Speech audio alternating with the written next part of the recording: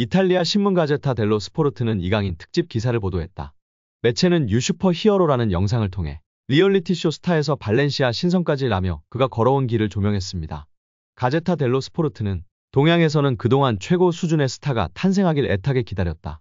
물론 전성기에 도달하고 있는 토트넘 호스퍼 손흥민이 있다. 하지만 이를 능가할 정도로 눈부시고 아름다운 축구 센스를 가진 사람이 있다. 바로 이강인이다. 이적료 8천만 유로의 숙명을 짊어질 선수다. 괴물이라고 기대감을 드러냈습니다. 이어 이강인의 어린 시절을 되돌아봤는데요. 매체는 위대한 태권도 사범의 아들의 전설을 6살 때 시작됐다. 미래 축구 선수를 꿈꾸는 쇼 프로그램에 출연했다. 10살 때 스페인으로 건너갔다고 전했습니다. 이강인의 특징에 관해서도 꿰뚫고 있었습니다. 가제타 델로 스포르트는 10번의 최적화된 선수다. 드리블을 하며 치고 나갈 때 공이 마치 그의 왼발이 붙어있는 것 같다. 자신의 동료를 향한 기회 창출에 능하다. 빼앗긴 공을 되찾아오려는 수비도 주목해야 한다. 이 정도 능력을 가진 선수 중에 드문 모습이라며 공수양면 갖췄다고 호평했습니다. 또 매체는 날개, 하프 포지션에서 공간이 생기면 파고드는 힘을 발휘한다. 맨체스터 시티 소속이자 포르투갈 미드필더 베르나르도 실바와 비슷하다고 주장했습니다. 또한 이강인 선수가 초등학교 시절 인천 유나이티드 유소년 클럽 취미반에서 축구하던 시절 스승인 최진태 한국축구클리닉센터 감독은 이강인 선수와 약 3년간 함께하면 느낀 감정을 최 감독은 영광스러운 시간이었다고 추억했습니다. 최 감독은 이강인 선수 첫 인상에 대해 처음에 축구하러 왔다고 했을 때 걱정과 부담이 한가득이었다. 다른 선수들과 이미 몇 수 이상 실력차가 존재했다며 내가 가르칠 만한 선수가 아니었고 강인이 선수 생활을 망칠까봐 걱정도 됐다고 고백했습니다. 이강인 선수 부모님이 최 감독의 흔들리는 마음을 잡았습니다. 최 감독은 이강인 선수의 어머님이 강인이 맡기려고 찾아온 거다. 다른 데 다 비교해도 선생님만큼 유소년 전문가 못 봤다. 전적으로 맡아달라고 했다고 회상했습니다. 이어 강인이 정도 실력의 선수를 지도하며 유소년 지도자 생활을 하는 내 철학도 많이 바뀌었다고 덧붙였습니다. 최 감독은 이강인 선수의 천부적 재능을 인정하면서도 어린 시절 했던 공놀이가 지금의 이강인을 만들었다고 해도 과언이 아니라고 주장했습니다. 이강인의 재능은 당시 함께 지도했던 브라질 출신의 주닝요 코치도 매료되게 만들었습니다. 이강인 선수와 출전했던 대회 경기를 회상하며 최 감독은 이강인은 천부적 DNA가 있다는 것을 부정할 수는 없다.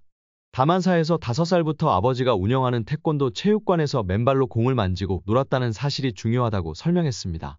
이어 어느 날 경기 중에 강인이가 라보나 킥을 구사하는데 눈으로 보고도 믿기지 않았다라며 나중에 물어보니 강인이가 유튜브 동영상 보고 따라했다고 해서 웃었다고 회상했습니다. 최 감독은 당시 함께했던 주닝요 코치도 이강인 선수는 같은 나이대에 세계적으로도 손꼽히는 재능이다며 엄지를 치켜세웠다라며 외국인 코치들은 자국 노하우와 기술을 전수해주려 하지 않는 특징이 있는데 당시 강인이 재능에 매료된 주닝요 코치는 강인이에게 하나라도 더 알려주기 위해 노력했다고 말했습니다. 이강인 선수와 출전했던 대회를 회상하며 강인이는 타팀에서 2명 이상이 전담마크를 해도 쉽게 제치고 마음만 먹으면 골을 넣을 수 있는 기술이 있었다라면서도 골 넣는 재미만 아는 아이들은 실력이 거기서 정체되거나 금방 흥미를 잃는다고 말했습니다.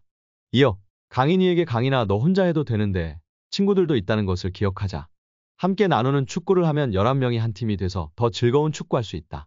강인이 혼자 몇 골 넣을 수 있다는 것을 아는데 친구들도 골 넣는 기분을 공유하면 좋지 않겠니라고 설득했다고 기억을 떠올렸습니다. 또 같은 목적으로 팀의 주축이었던 강인이에게 수비수 역할을 부여했고 심지어 프리킥 외에 슛 금지 같은 지시도 했다라며 당시 성적을 중시했다면 이런 지시는 있을 수 없었다고 말했습니다. 당시 이강인 선수는 인천 유나이티드 유소년 클럽에서 이미 같은 나이 선수들과 경쟁이 되지 않는 실력이었고 최 감독은 이강인 선수 발전을 위해 월반을 요청했습니다. 최 감독은 당시 강인이 실력은 한두 살 위에 형들과 붙어도 전혀 밀리지 않아서 월반을 추천했는데 우리나라 체육계 시스템으로는 받아들이기 힘들었을 것이라며 스페인에서도 충분히 통할 실력이었지만 그렇게 급하게 떠났어야 했던 이유도 있다고 안타까워했습니다. 당시 최 감독은 인천 유나이티드 유소년 클럽 취미반을 담당하고 있었습니다. 취미반은 초등학교 3학년까지 운영하며 4학년에 진학하면 자연스레 육성반으로 옮깁니다. 최 감독은 우리나라는 육성반부터 성적의 압박에 시달린다고 전했습니다. 헌데 월반에서도 이강인 선수 활약이 두드러지자 팀 내부에서 마찰이 있었고 이는 최 감독에게 아직도 큰 상처로 남아있습니다. 최 감독은 강인이의 월반을 두고 다른 학부모와 구단 내부에서 갈등이 있었다. 이는 강인이 부모님에게도 큰 상처였을 것이다.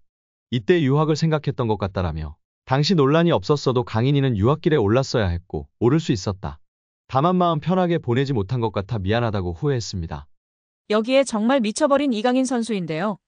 파리 생제르맹에서 맹활약 중인 이강인 선수를 객관적으로 평가한 지표가 축구 커뮤니티에서 화제가 되고 있습니다. 파리 생제르맹에서 뛰었던 선수들 중 한 경기에서 키패스 7회 이상 기록한 선수는 총 4명입니다. 모두가 알만한 월클인 선수들밖에 없습니다. 네이마르, 디마리아, 메시, 사라비아 선수인데요. 이 중 네이마르는 3회나 기록할 정도로 파리 생제르맹에서 키패스를 뿌리는 역할을 담당했었습니다. 그리고 이제 이강인 선수가 추가되었습니다. 심지어 이번 시즌만 2번째입니다. 지난 2024년 시즌에서 키패스 7개를 기록했고 올 시즌 생테티엔전에서 키패스 7개를 기록하며 네이마르 선수에 이어 2번째로 많은 한 경기 키패스 7회 기록 선수가 되었습니다. 또한 프랑스 현지 150만 대형 축구 유튜버도 이강인만이 파리에서 공격적인 전진 패스를 하는 유일한 선수라며 극찬을 아끼지 않았습니다. 그는 개인 방송에서 이강인이 엄청나게 좋은 킬패스를 찔러주지만 그것을 골로 마무리할 수 있는 선수가 없다며 안타까워했습니다. 이강인만이 앞으로 전진하려고 노력하는 유일한 플레이어였고 파리 생제르맹의 활력소라고 극찬했습니다. 여기에 축구 통계 매체 풋몹에서 리그앙 1위를 달성한 이강인 선수의 소식을 전했습니다. 풋몹에 따르면 이강인은 20일 기준 프랑스 리그 1에서 큰 기회를 가장 많이 창출한 선수 빅찬스 메이커 1위로 올라섰습니다.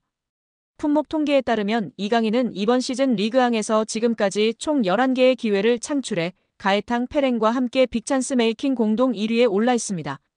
그런 가운데 이강인은 도움 3개, 페랭은 5개를 기록 중입니다.